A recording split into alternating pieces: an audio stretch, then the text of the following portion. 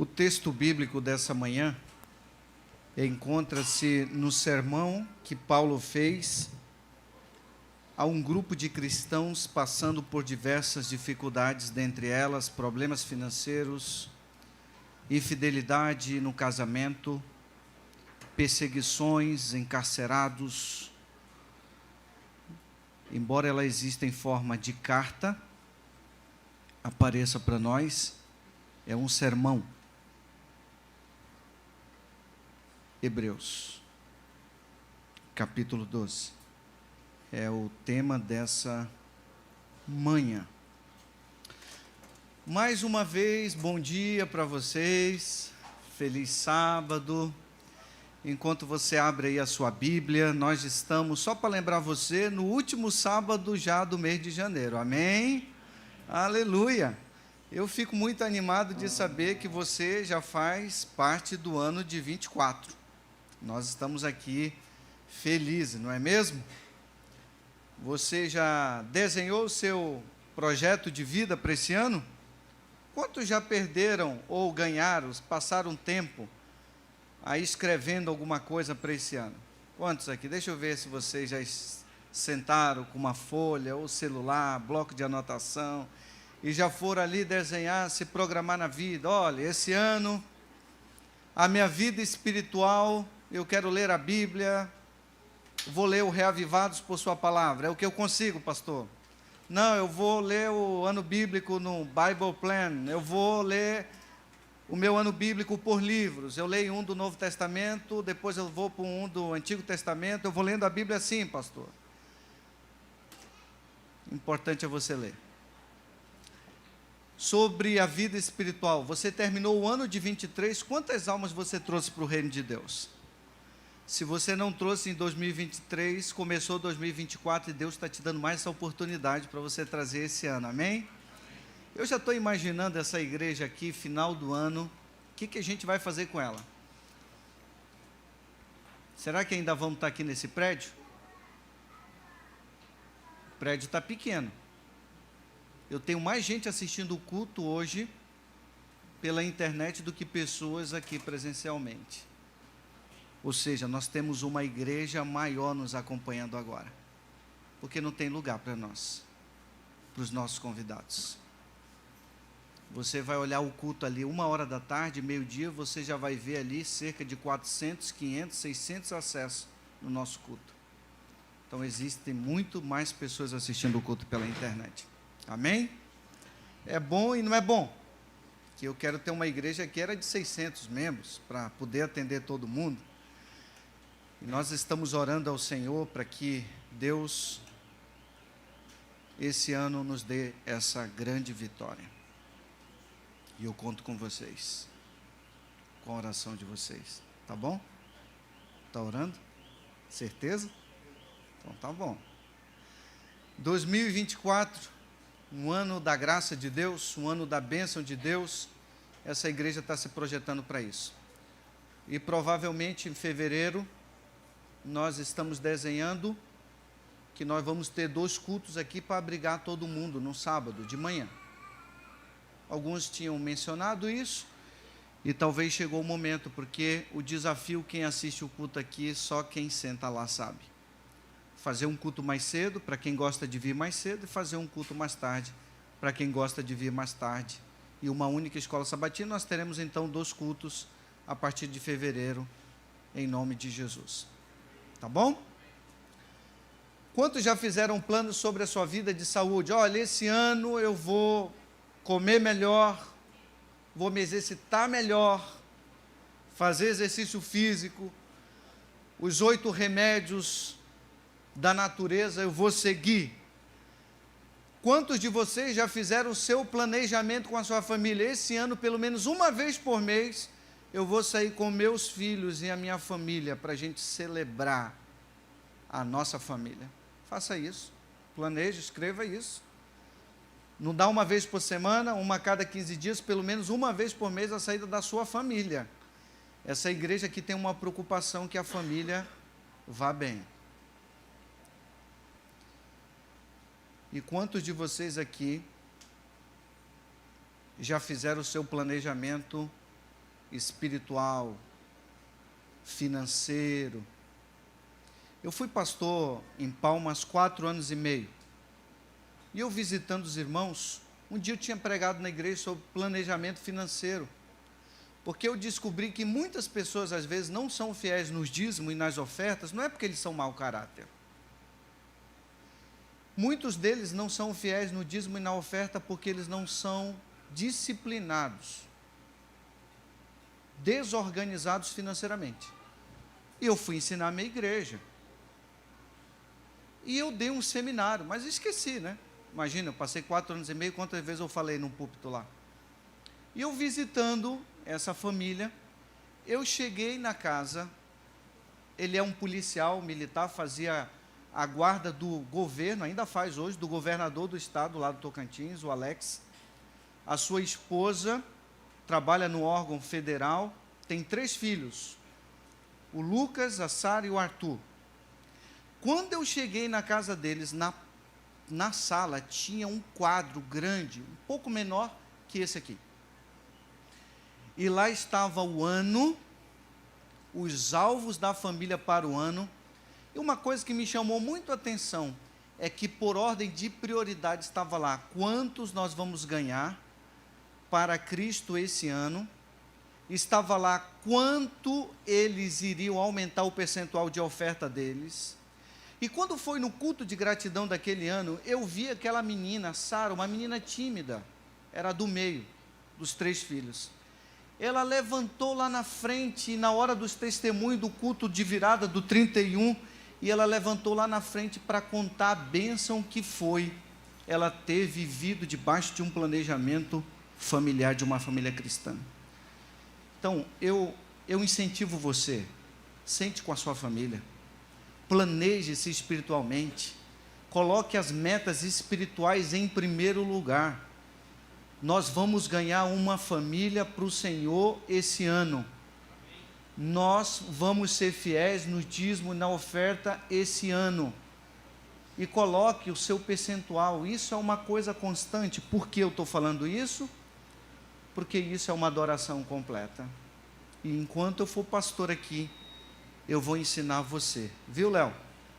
Você que é recém-batizado.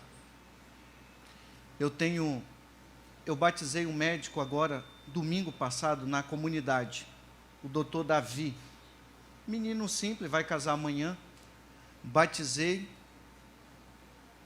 ele domingo, e eu fiz um desafio para ele: Davi, começando a vida, trabalhando, está saindo de um plantão para o outro, aí direto para tentar levantar recursos, mora aqui na Casa Amarela, eu acho que é o nome do bairro, mora num prédio, eu estive visitando ele lá esses dias, e eu fiz um desafio para ele. E ele me fez uma pergunta interessante. A pergunta dele: pastor, qual o segredo de um sucesso espiritual? Olha que pergunta interessante. E eu, conversando com ele, disse que o começo do sucesso espiritual certamente é começar com Deus, é colocar Deus em prioridade. E eu fui dizendo para ele algumas das coisas. Eu fiz um desafio para ele: Davi, você formou agora, você precisa trazer Deus para a sua empresa, para a sua clínica que você está montando aqui em Olinda. Você precisa colocar Deus na sua vida. E ele disse: pastor, eu quero isso para a minha vida. E eu falei para ele: olha, o dia do batismo é o melhor dia da vida da gente. Começa nesse dia. E o tesoureiro da igreja me chamou na segunda-feira e disse: pastor, aquele menino que você batizou domingo, ele devolveu o dízimo dele domingo. Ele aceitou o desafio. Ele disse: eu quero ter sucesso com meu Deus, minha vida espiritual, quero ser um adorador. E ele disse: pastor, está sendo uma bênção para a minha vida, poder começar um ano casado. Olha que coisa boa. Mudei de vida, porque agora eu conheço Cristo, montando a minha empresa, trazendo Cristo para ser o dono dela e eu ser o sócio dele. E Deus tem me abençoado tanto nesse pouco de dias, que tem gente procurando aí trabalho e eu estou dispensando o trabalho. Deus abençoando a vida. Faça esse quadro de planejamento nas áreas da sua vida, de saúde, familiar, espiritual, financeiro, e coloca Deus como base dele. Um verdadeiro planejamento começa, irmão Eliel, começa quando você inclui Deus nele. Se você não incluir Deus no seu planejamento mensal, Josué, isso não é planejamento, Sônia. E Sônia, nós estamos preparando. A Sônia me procurou e disse, pastor, eu gosto de dar seminários sobre planejamento financeiro. Eu estou contando contigo.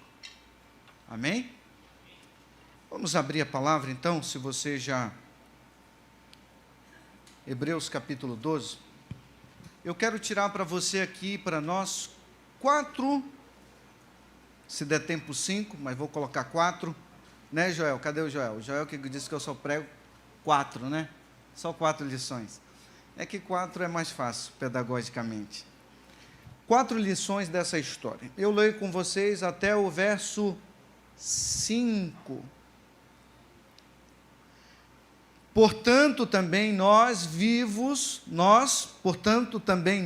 visto que temos a rodear-nos tão grande nuvem de testemunhas, desembaraçando-nos de todo o peso do pecado que tenazmente assedia, corramos com perseverança a carreira que nos está proposta, olhando firmemente para o autor e consumador da fé. Quem é ele? O qual, em troca de alegria que lhe estava proposta, suportou a cruz, não fazendo caso da ignomínia ou da desonra, e está sentado à destra do trono de Deus. Considerai, pois, atentamente aquele que suportou tamanha oposição dos pecados contra si mesmo, para que não vos fatigueis, desmaiando em vossa vida. Ora, na vossa luta contra o pecado, ainda não tendes resistido até ao sangue, e estáis esquecidos da exortação, que como a filhos discorre convosco. Filho meu, não desprezes a correção que vem do Senhor, nem desmaies quando por ele é reprovado.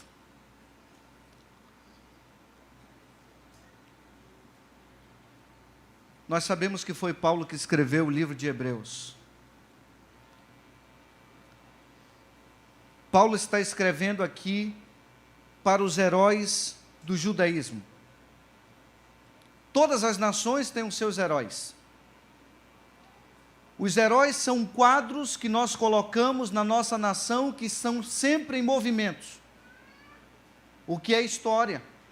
A história são um quadro em movimentos. Nós colocamos os nossos heróis para estar em movimento sempre como referência em todas as nações. Mas essas nações não são apenas nações de agora, como o Brasil tem os seus heróis, a América do Norte tem os seus heróis, os judeus e os hebreus, eles tinham também os seus heróis, que são descritos no capítulo 11 como os heróis da fé. É claro que a gente vai descobrir, quando a gente estuda o capítulo 11 de Hebreus, que na verdade aqueles heróis são co-heróis. Embora a expressão apareça 21 vezes, a expressão pela fé, eles não são heróis, eles são co-heróis, porque ali só existe um herói. Como é que você vai chamar Sansão de herói? Como é que você vai chamar Abraão de herói, que mentiu, que adulterou? Como é que você vai chamar Sara de heroína, que desdenhou de Deus quando disse que ela seria mãe com 90 anos? Como é que você vai chamar Rebeca de heroína, Raabe de heroína, uma pagã dada ao mundo da prostituição, Sabe qual é a ideia de Hebreus? A ideia é que Paulo está dizendo que só existe um herói. E ele é herói por ter aceitado aqueles imperfeitos no seu time. O grande herói da história, na verdade, é Cristo, que mesmo sabendo quem era Sansão, mesmo sabendo quem era Abraão, mesmo sabendo quem era Davi, mesmo sabendo quem era Sara, mesmo sabendo quem era Raabe, ele disse: vocês estão no meu time. Ele é o grande herói da história. Mas o capítulo 12, Paulo agora vai falar com a gente. Enquanto no capítulo 11 ele começa falando sobre os co-heróis. Se você quer dizer herói, não tem problema. Eu gosto de dizer os co-heróis que estão junto com Cristo, no capítulo 11.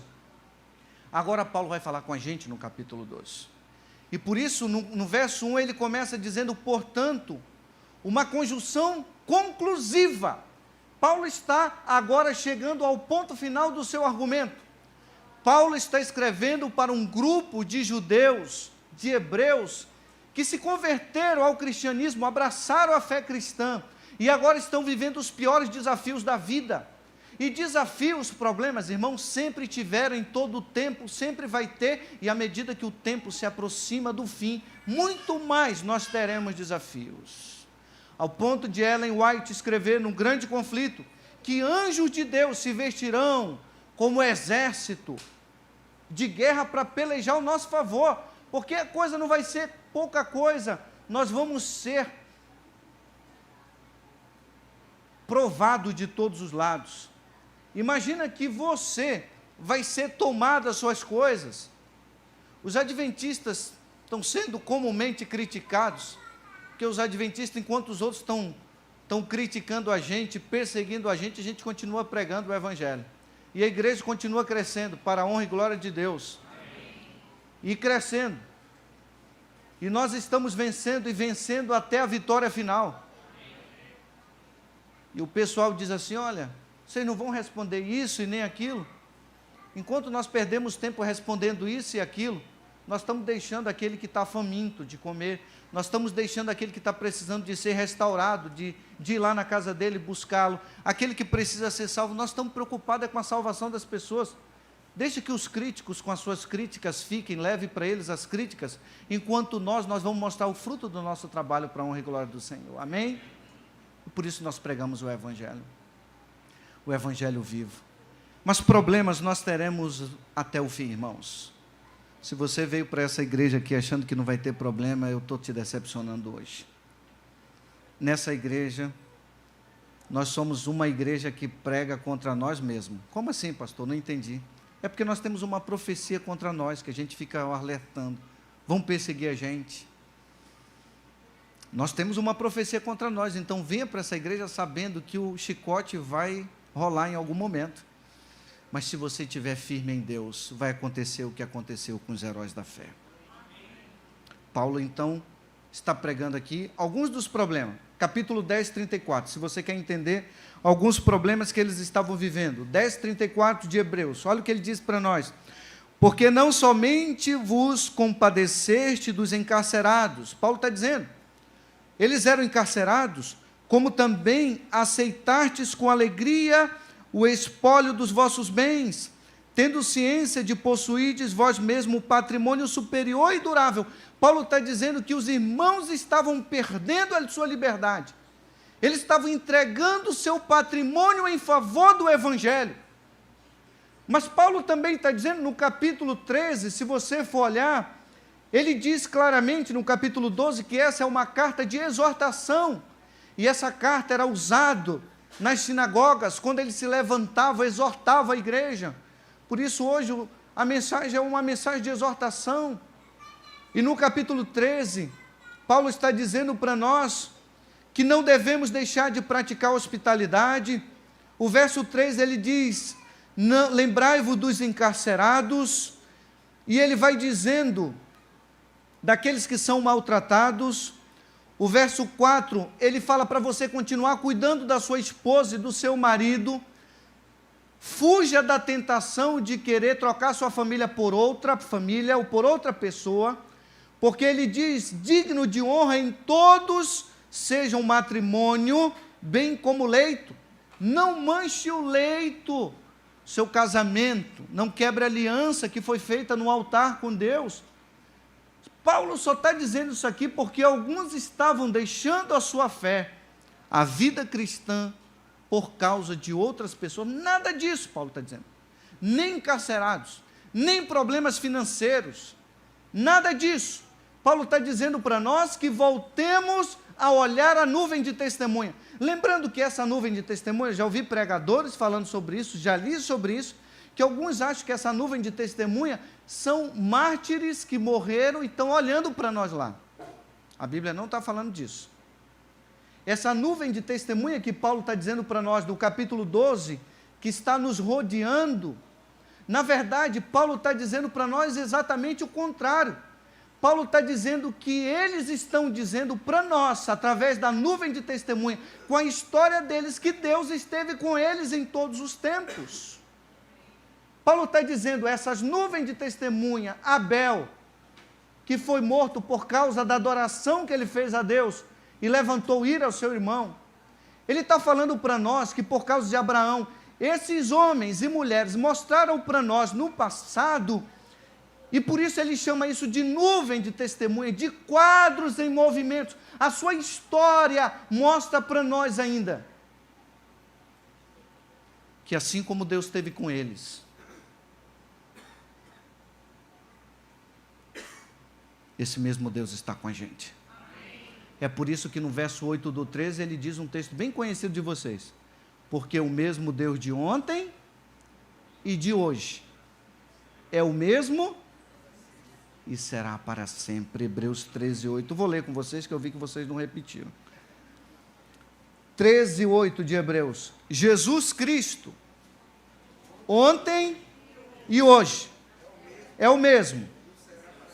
Paulo está dizendo para nós que, através das histórias desses homens e mulheres do Senhor, através do sangue que muitos deles derramaram pelo martírio, por causa da fé que eles professaram, esses mesmos homens e mulheres criam no mesmo Deus, Paulo disse, que nós cremos agora, porque o mesmo Deus de ontem e de hoje é o mesmo e será em 2024.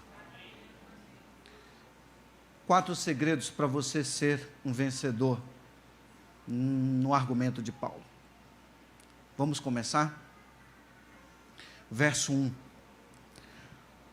Nós também, está incluindo você e eu, visto que temos a rodear-nos tão grande nuvem de testemunhas. A ênfase aqui não é alguém olhando para a gente. A ênfase aqui é que eles estão dizendo, olha como Deus cuidou de nós. A nuvem de testemunha é o que Deus fez na vida deles, e não eles em si. Tão grande nuvem de testemunha. Você quer ser um vencedor, alguém pujante espiritualmente, 2024? Quantos querem ter uma fé inabalável nesse ano? Conquistar o que você não conquistou pela graça de Deus. Tem muita gente pregando sobre dinheiro, sobre ser rico. Eu estou pregando para que a sua vida espiritual seja uma vida diferente do que foi até aqui, para a honra e glória do Senhor.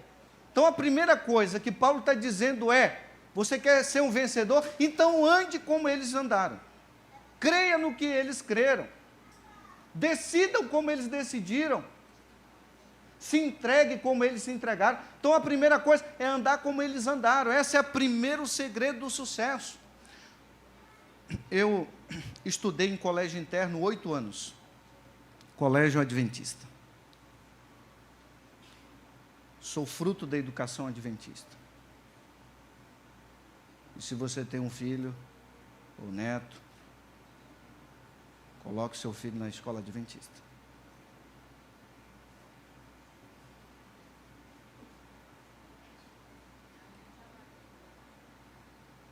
Entenderam? Eu sou fruto de lá. Não seria pastor se eu não tivesse passado por lá.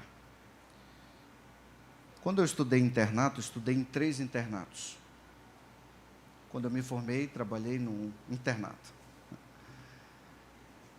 E eu aprendi uma coisa no internato.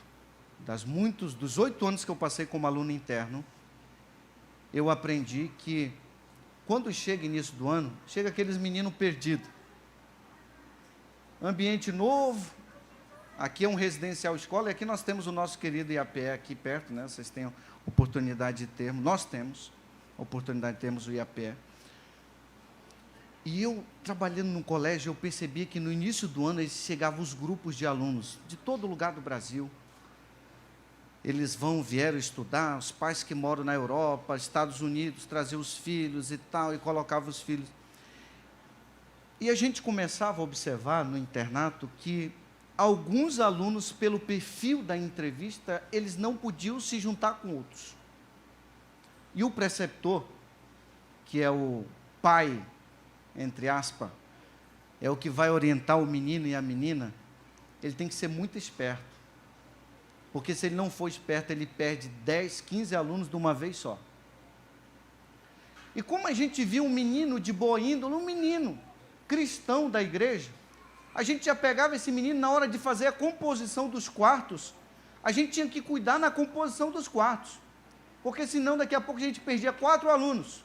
E um dos trabalhos do preceptor é exatamente ajudar nisso. Não ele perde todos os alunos dele. Você tem que ficar atento, e a disciplina existe para isso. Agora, quando você via um cara que era duvidoso, o menino que às vezes chegava, não queria nada com nada, estava ali contra a vontade, aí você tinha que cuidar dele. Porque senão ele tocava ali, como diz popularmente a gurizada, o terror. E ele fazia com que 10, 15 fosse expulso com eles do colégio. Ou desligado, né? Desligado do colégio. E a gente sempre dizia para eles assim: amigo, você tem que andar com esse aqui. Esse aqui é um bom menino. Menina, você tem que andar com essa aqui é uma boa menina. Um dos segredos do sucesso na vida é você andar com quem teve sucesso, ou com quem está em busca de sucesso. Nós não podemos andar, na vida espiritual é assim. Já ouviram aquele tipo de crente que diz assim: ó, não olhe para mim não, eu não gosto que olhe para mim, olhe para Jesus, que eu não sou exemplo de ninguém. Você é assim. Vão continuar olhando para você. Você é assim. Quando você está lá na praia, estão olhando para você. Quando você está comendo, estão olhando para você. Quando você está namorando, estão olhando para você. Você é espetáculo para o mundo, você é o perfume de Cristo, você é uma carta aberta. Paulo disse tudo isso, mas Jesus disse que vocês são o sal da terra, a luz do mundo, estão olhando para você. Que coisa boa é alguém estar olhando para você. Se ele quer ser um vencedor, ele tem que olhar para você, porque você é um dele, você se confessa cristão, um seguidor de Cristo. Paulo disse: sede meus imitadores como eu sou de Cristo. É claro que eu tenho que olhar para ti, Mateus Henrique. É claro que eu tenho que olhar para ti, Juliane. É claro que eu tenho que olhar para ti, doutor Marcelo. É claro que eu tenho que olhar para ti, pastor Mazaniel. Você é alguém que eu tenho que olhar, Gustavo. Primeira coisa, irmãos, nós temos que professar a fé que esses homens e mulheres do passado professaram, andar como eles andaram, orar o tanto que eles oravam, jejuar o tanto que eles jejuavam, entregar nossa vida para a missão ao ponto que eles entregaram. Esse é o primeiro segredo do sucesso. Não existe cristão eclético que se adapta, cristão camaleão, que se adapta em todo lugar que ele está, ele é eclético demais. Cristão ou não é, meu irmão? Você está com Cristo ou não está com Cristo? Jesus disse: quem comigo não junta, espalha. Quem não é comigo é contra mim. Nós estamos do lado certo, meu irmão.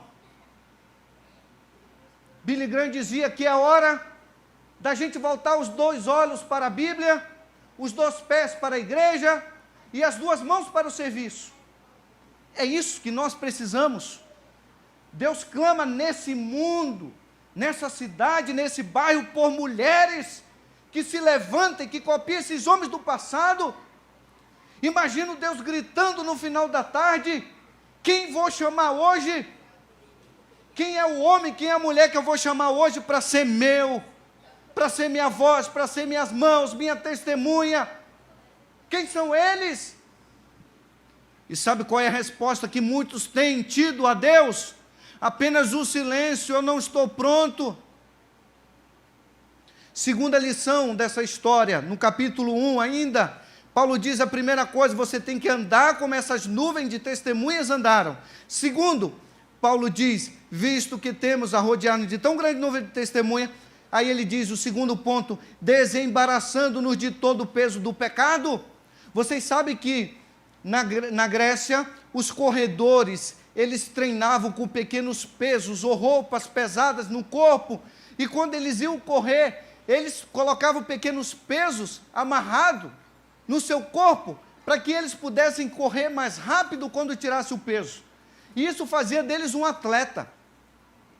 Paulo está aplicando isso ao mundo espiritual, que na vida cristã há pequenos pesos. A palavra aqui, que depois ele vai usar, que tenazmente, ele diz, tenazmente nos assedia, Paulo está dizendo para nós que isso seria distrações, pesos do pecado. Irmãos, não dá para brincar com o pecado, não dá para brincar com o tentador. O homem segundo o coração de Deus brincou, não deu certo. Não brinque com isso, não brinque com as distrações. Nós estamos vivendo nos últimos dias da história desse mundo, e Deus conta com você. Deus tem uma igreja nesse mundo, e essa igreja, você faz parte dela, você é o corpo vivo de Deus. Por isso não dá tempo. Paulo está dizendo, arranca. Se é um relacionamento que está complicando a tua vida, meu irmão, deixa para o lado. Ou você deixa, ou você vai ficar. Quais são os pesos que você pode carregar? Pode ser um trabalho que está complicando a tua vida espiritual. Um dia um irmão me procurou e disse assim, pastor, eu tenho uma coisa muito difícil de admitir. Eu disse, conta. Ele disse, pastor, eu estou apaixonado por uma pessoa que não é minha esposa. Num gabinete pastoral. E eu disse para ele, e o que o senhor está pensando em fazer? Ele disse, aí está o problema. Eu disse, aí está o problema ou aí está a solução? Ele disse, aí está o problema. Ele disse, porque eu acho que eu estou gostando mais dela do que a minha esposa. Eu disse, mas é fácil de resolver.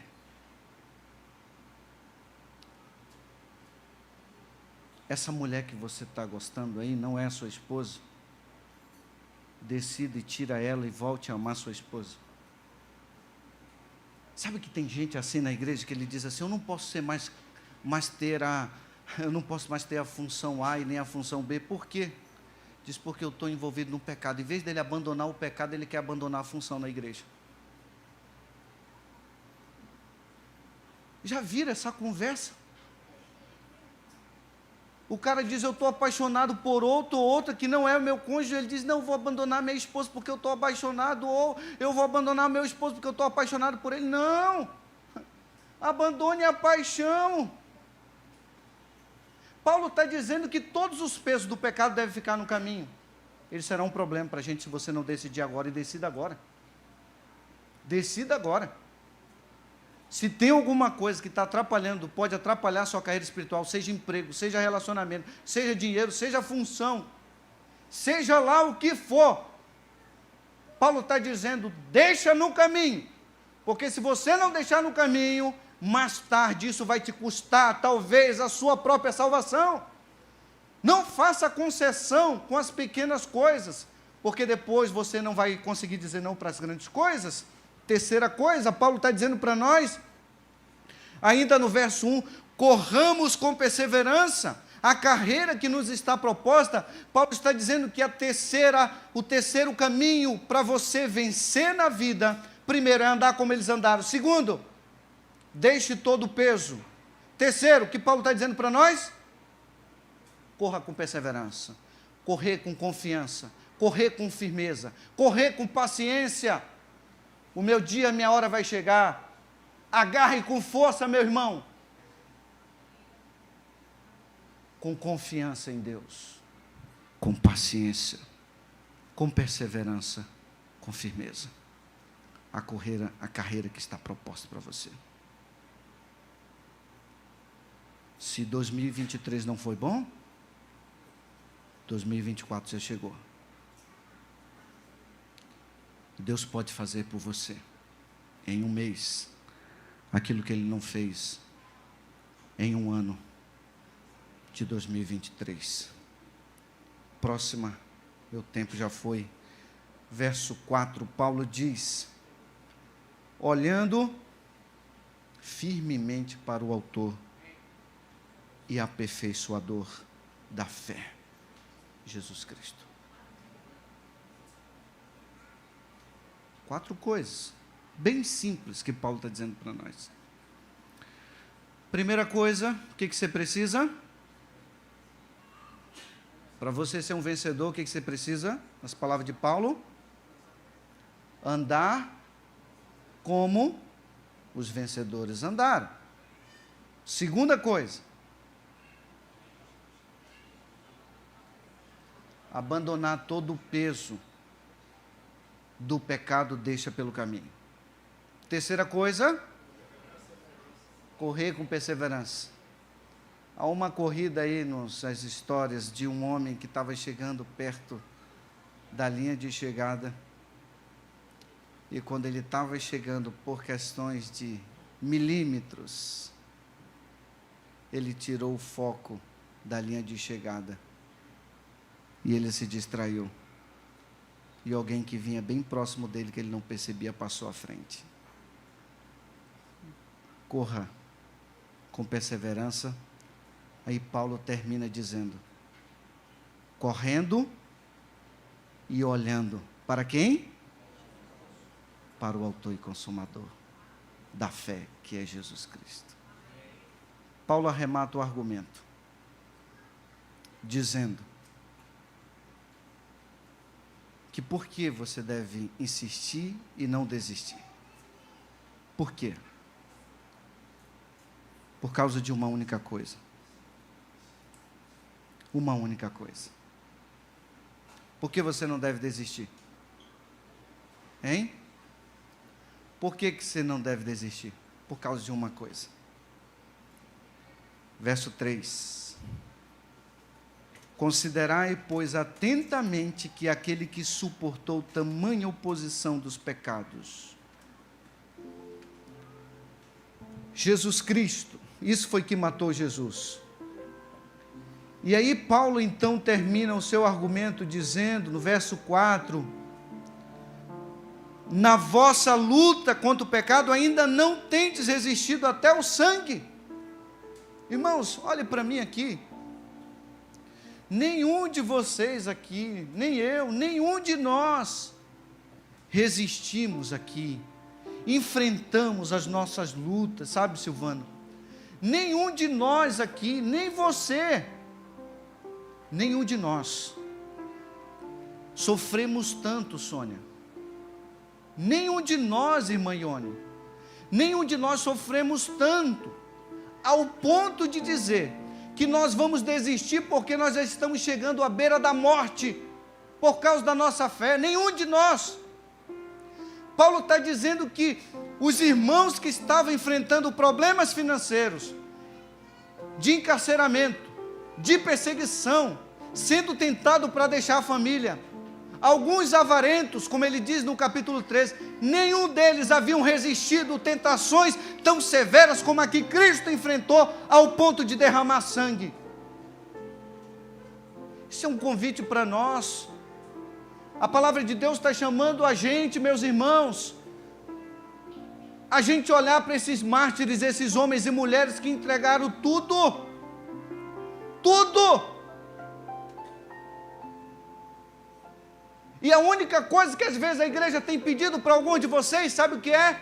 Venha aos cultos. Não deixe de congregar, como ele diz no capítulo 10, 25. Sejam fiéis nos dízimos e nas ofertas. Ajude a obra a avançar. Seja um adorador completo. A igreja tem apelado para muitos de vocês, para que vocês sejam missionários onde vocês estão.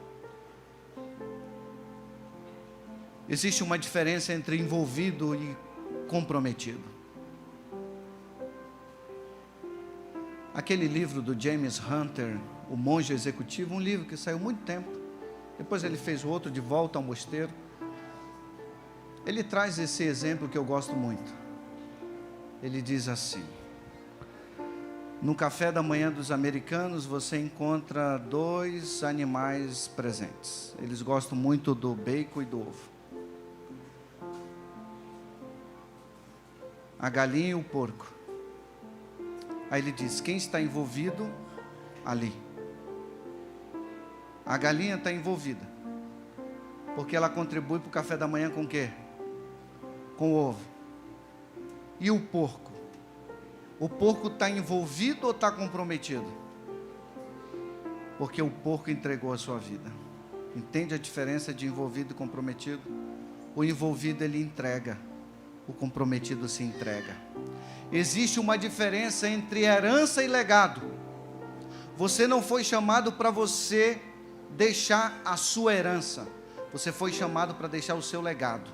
Sabe qual é a diferença entre herança e legado? É que a herança você deixa para alguém. Legado você deixa em alguém. E o que você está deixando hoje? Você está deixando herança ou você está deixando legado? Paulo está dizendo para nós assim, ó: é hora de você começar a construir o seu legado.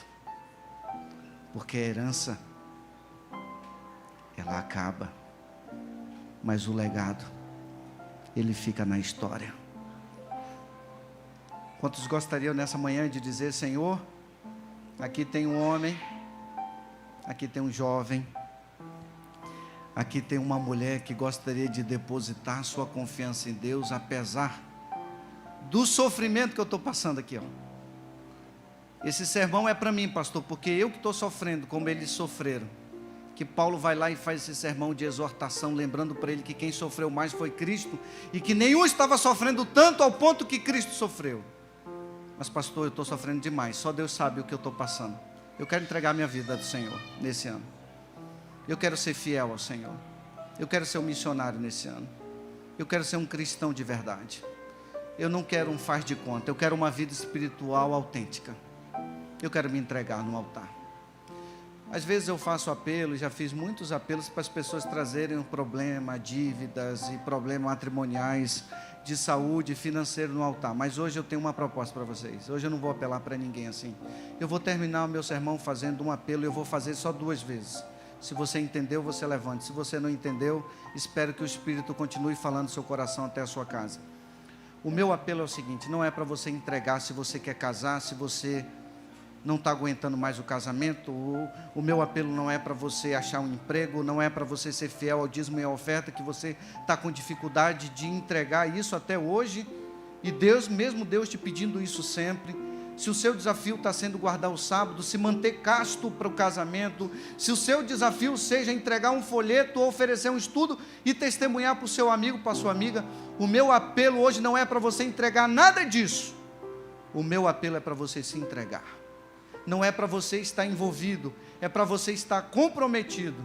E eu quero saber nessa manhã se Deus tem alguém que Ele pode olhar aqui para essa igreja de Boa Viagem, na rua Copacabana 250, e dizer assim: ali eu tenho 1, ali eu tenho 2, ali eu tenho 3, ali eu tenho 5 que eu posso enviar.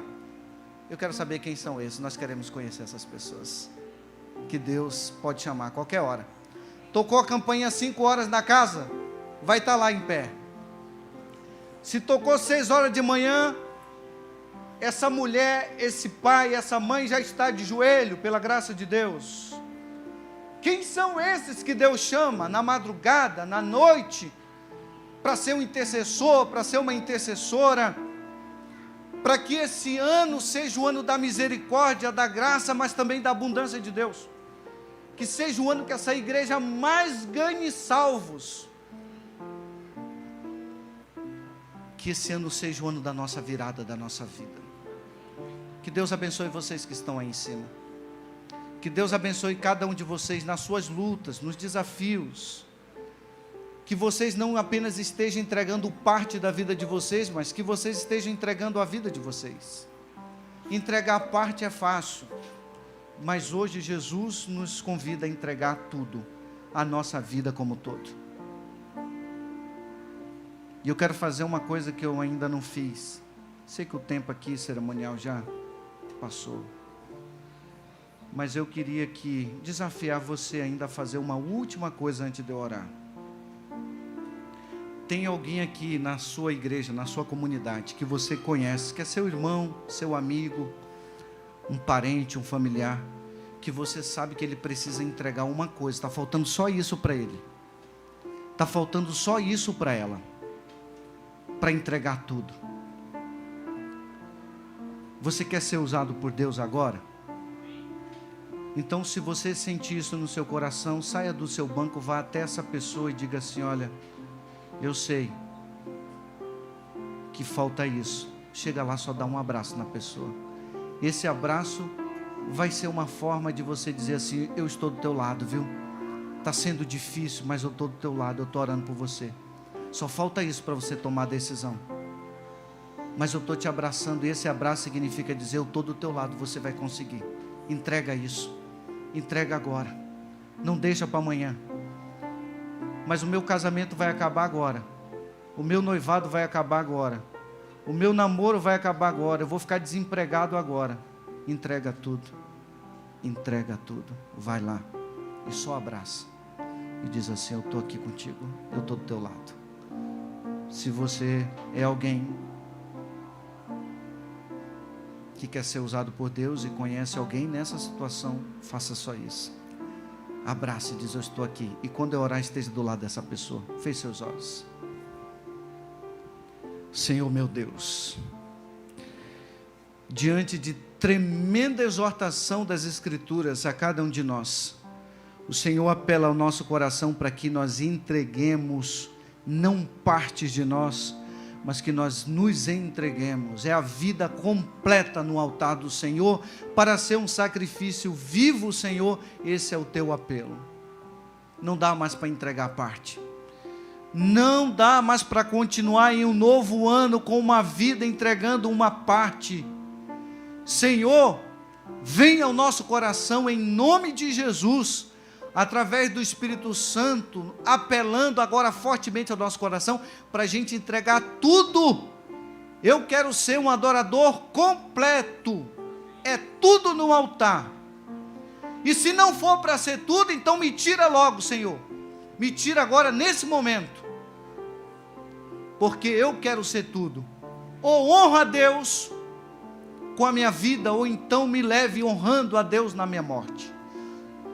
Talvez ninguém esteja pronto para orar assim, Senhor, mas eu sei que esse é o momento da gente tomar uma decisão forte, porque a Tua palavra diz que o Senhor honra aqueles que honram a Ti, Senhor. Então venha sobre nós, Espírito Santo, fala ao nosso coração. Se tem alguém aqui que está tão difícil para arrancar, Senhor, isso que está atrapalhando a vida dele, a vida dela, dá forças agora. E eu oro em nome de Jesus que o Senhor quebrante as algemas do pecado, do vício, da avareza, do pecado, das tentações, dos pesos desse mundo. Eu oro, Senhor, pela minha congregação, pelas minhas ovelhas, na autoridade do Senhor Jesus. Amém.